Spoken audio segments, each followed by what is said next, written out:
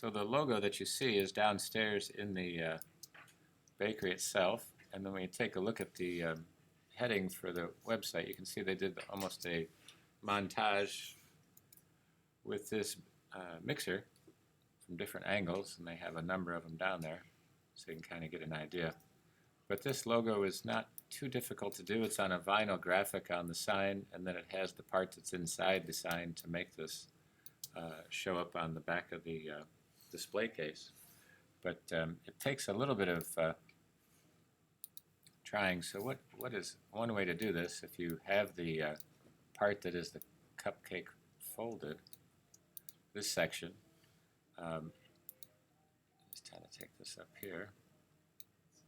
So just zooming in, you can see there's a few of these items here, 6 of them. So once you create one, here's the item made with a circle and a rectangle. And once you have the rectangle, just take the circle and make sure that nothing's selected, but the highlighting or the smart guides is right on the path edge with the shift key held down, and then you can use the arrow key to just bump this up. There's a couple ways to do it. That's one. You can always use the widget that has the inside of it, and then here's just the pathfinder to make that into one piece. To make this array of things, I'll just set this down here. Just click and drag. Now you can, I'll just grab one that's right here, for example. Just use the option, and you can see it lining itself up with Command D. There's 6 of these connected there. So I'll set these guys down here. And just taking them together, group them together, and now it's just a matter of trying to place them in there. So I'll take the fill out just so you can see through it, and just angle this up here so they're straight away, and just keeping them at the bottom, at the base. Well, there's a couple of tools in there. This is the free transform, and when you pop it open, it gets you 4 options, and the third one is the perspective. When you leave the mouse over it, it'll tell you. And what you can do is you can just grab the tops of this, and it'll stretch it out and make it into that perspective view. Go back into the finder, and if you need to tighten this up a little bit, just kind of looking at the lines themselves to match up a little bit. And that gives you that section. Then you can go into the stroke panel and increase that or decrease that. You can always put in another measurement, 1.5 for example, and that'll give you that streaming there. You could use shapes to build this up for the next part, which is just the frosting of the cake there on the cupcake. So you can shift key that, keep the handles coming out straight, and you can just use this as a pen tool. Now keep in mind, this is a vinyl graphic. I'm not sure who was the designer for this. I'm just going to go kind of on the interior of the line and the green tracer line that comes out. So depending on how far you stretch it will affect the extra line there that you have. Spacebar again, if you remember, you can still move this around. Click and drag this handle out and drag this handle out. So there's the end point. Just remember Command click, you're all set, and click to start off the curve this time. So not too difficult. There's the section. Come to the midpoint. Here you could probably just go right to the end, right to that section there. So with these lines, you can see whether they're just the paths or the handles are adjusting it. This one where the arch is too pretty acute point there, you can always come inside and click on the corner or the straight edge like that, or keep it as the bend, and take the direct selection tool and select it into there. But these are just ending. There's no profile. They didn't do anything with a thin or thick line, but you can see what would happen if you wanted to manipulate it or use the width tool to create some of the shapes. So that's pretty good right there. So that's the initial section. So you can select all of this and just group it. The ellipse tool just to come up, and whether you started a center line or not, you can just build this up, placing that centered. So this cupcake and this center line are there. I'm just going to go ahead and make another.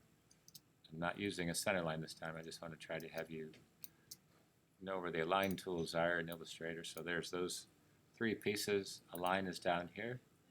Here's all the options, just putting it to selection, otherwise it'll go to the artboard. And here I'm just selecting these centered like that. So this one is actually above it a little bit, like so.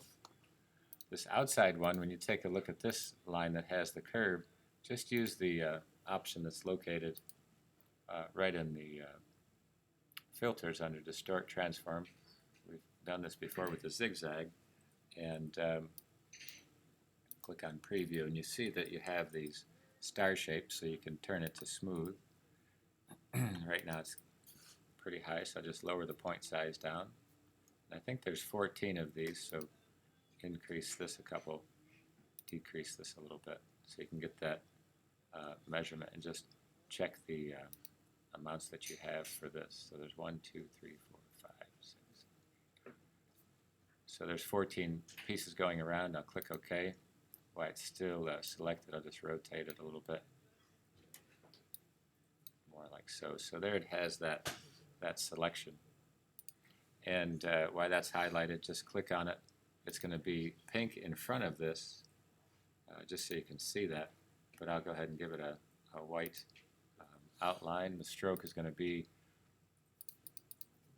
pretty large. You can see it's on this inside or center or the outside, so you can manipulate that on these three keystrokes. And just going to put Command Shift and place this behind it so you can see those. And again, these are selected, so just click on them, double click, and just go to white up here. And that gives you that selection, or you can do it into the color panel as well. That'll go from there. Okay, so it's just kind of showing you how it is. It is the graphic, and then coming down a little bit to the type, just typing out the word indulge. And this is just a sans serif. Helvetica is the font.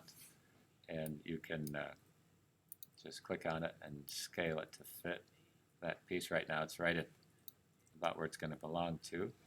And go to character, and the kerning or tracking is the spacing between. So here's the tracking. Kerning's between two characters. Tracking's the whole thing, I think. And you can see this part. So 200 is getting close. 400, hit return. Maybe 500. Looks pretty good. And that gives you that selection. Again, taking a look at the character, here's Helvetica Bold. Helvetica has a lot of segments to choose from. You can see whether it's going to be bold or oblique. And coming down here, there is the serif font. So you can come down here and just keeping it real simple, selecting all of this and just highlighting this to times. And that's giving you that selection there. And again, just taking a look at it, seeing the scale of it, and just dragging it with the, first get the right wording in there. Will help. So that makes it easier. And just drop it right in there. So once you have it, whether it's going to be white type or however you want to place this in there, you can shift key it as well as going through that section. Swatches for the white. Click on this one and just make a selection box. And this is where you can take it into